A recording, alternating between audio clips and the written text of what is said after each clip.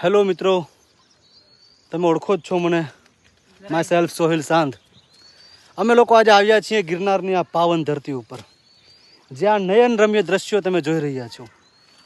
છે આબુથી કમ ભાઈ, અરે આબુ જાય બીજા વાલા, અમને અમારી ગીર નદીઓને નીર વિના ન હાલે ને અમને અમારા ગીર વિના ન હાલે. આ ગીરની પાવન ધરતી છે ભાઈ. આવો એકવાર, આવો બધા લોકો અને મળો એક વખત યાર. આ અમારી ધરતી ઉપર આવો તો ખબર પડે કે જ્યાં હાવજડા હેંજણ પીવે એવી અમારી આ ગીરની ધરતી છે ભાઈ. અને વાલા આજે અમે અમારા ફેમિલી સાથે આવ્યા છીએ. મારા પરિવારના બધા બાળકોને લઈને અને મારા પરિવારને લઈને અમે ગીરની ધરતી ઉપર આવ્યા છીએ. સૌ પ્રથમ તમને હું મળાવું મારા પરિવારની લાડકવાઈ દીકરી યારે. અમારી લાડકવાઈ દીકરી આજે એના મમ્મી યારે ઝઘડો કરીને અમારી જોડે આવી છે. આવું એટલે આવું જ તું કે કાકા ભેગી ગિરનાર જવું એટલે જવું જ તું આપણે. એ આવી સાથે સાથે મારો લાડકવાયો દીકરો આજે આવ્યો છે. રાત્રે અમે પ્લાન કર્યું કે ભાઈ આપણે ગિરનાર જવું છે. તો કે પપ્પા હું તો આવીશ જ. થોડું ઘણું મેં એને બીવડાવ્યું કે બેટા અહીંયા સિંહ હોય. તો કે પપ્પા હાવત થોડા હાવતથી બીવે કંઈ.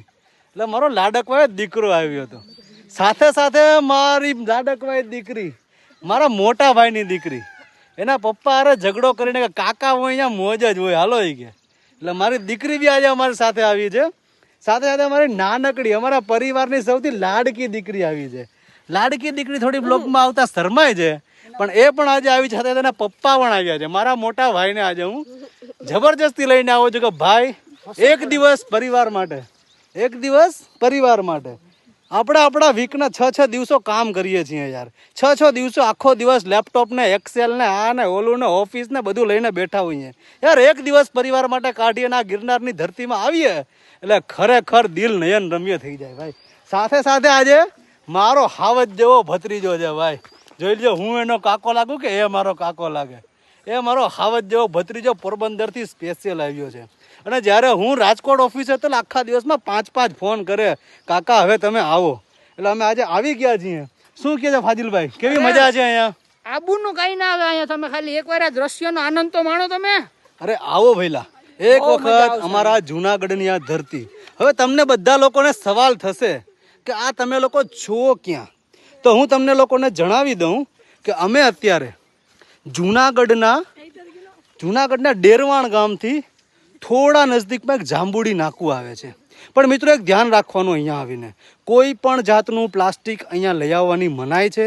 સરકારના ધારા ધોરણ મુજબ અહીંયા આવવાનું રહેશે. તમારા લોકોએ કોઈ પણ જાતની વન્ય જીવને કે વન્ય વનસ્પતિને નુકસાન પહોંચે એવું કોઈ પણ કામ તમારા લોકોએ કરવાનું નથી. અને પછી આ તમે જે દ્રશ્યો જોશો તો ભાઈ આ લાગે છે કે અમે કાશ્મીરમાં ઊભા હોય, આ લાગે છે કે અમે આબુમાં ઊભા હોઈએ. પણ આજે જોઈ રહ્યા છો તમે કે અમે આ જુનાગઢની પાવન ધરતી ઉપર ઊભા છીએ. અને આજે હું તમને મળાવું મારા પરિવારની સૌથી લાડકી દીકરી, મારી દીકરી અને અમારા કુમાર દાનિશ કુમાર સાથે. અમારા દાનિશ કુમાર અને અમારા લાડકવાઈ દીકરી ફરીન સાથે. તે લોકો સ્પેશિયલ આજે સવારથી જ વહેલા ઉઠી બધાને એક એકને ફોન કરીને જગાડ્યા છે આ બંને લોકોએ. અને એટલા જગાડ્યા છે છેલ્લે અમે લોકો કે કીધું અમે નીકળીએ છીએ કાકા તમે આવો પાછળ. એટલે ના છૂટકે આજે અમારા લોકોને અહીંયા આવવું પડ્યું. અને આ ગિરનારની ધરતી એક વખત દ્રશ્યો જોવો, દ્રશ્યો. સાથે સાથે હવે છેલ્લે હું તમને મળાવું મારી ખુદની ધર્મપત્ની. હા ભાઈ 10 વર્ષથી સહન કરું છું એને. એ આવી ગયા છે આપણા બ્લોગની અંદર. આ છે મારી ધર્મપત્ની. પહેલા છેલ્લા 10 વર્ષથી થાકી ગયો છું ભાઈ. આ માથું જોવો મારું, થાકી ગયો છું. વાળ ધીમે ધીમે ઉતરવા લાગ્યા છે. અને હવે તમને મળાવું એક એવા મિત્ર સાથે કે જેમણે એના મમ્મીને એવું કીધું મમ્મી હું ટ્યુશનના ટાઈમમાં આવી જઈશ. કે મમ્મી ટ્યુશનના ટાઈમે હું આવી જ જઈશ 100%. હવે એના મમ્મીના ફોન ઉપર ફોન આવે છે, ભાઈ ફોન કટ કરે છે. એવા મારા લાડકવાયા ભત્રીજા રોનક સાંધ સાથે. રોનકે આજે ટ્યુશનની ભાઈ બંક મારેલું છે. અને ગુજરાતીમાં કહું તો ગુલ્લી મારેલી છે ભાઈ વ્યવસ્થિત રીતે. કાકાએ કે આજે વ્યવસ્થિત મજા કરી લેવી છે. તો કેવું લાગ્યું તમને અમારું આ બ્લોગ દર્શક મિત્રો જણાવજો. અને એક વખત અમારી આ જુનાગઢની પાવન ધરતી ઉપર તમે ચક્કર મારવા આવો. પણ ધ્યાન રાખજો ભાઈ મિત્રો, જુનાગઢ છે એટલે સરકારના ધારા ધોરણ મુજબ જ અહીંયા આવવાનું રહેશે. વન્યજીવ અમારું જીવ છે એટલે વન્ય જીવોને કોઈને નુકસાન ન પહોંચે, વન્ય પ્રકૃતિને ક્યાંય પણ નુકસાન ન પહોંચે, કચરો ક્યાંય પણ ફેંકવો નહીં. તમારે કોઈ પ્લાસ્ટિક તો અંદર લઈને આવવાની મનાઈ જ છે ભાઈ. જે પણ તમે દૂધની થેલી બી લઈને આવો તો ભાઈ અંદર લઈને આવવા દેશે નહીં.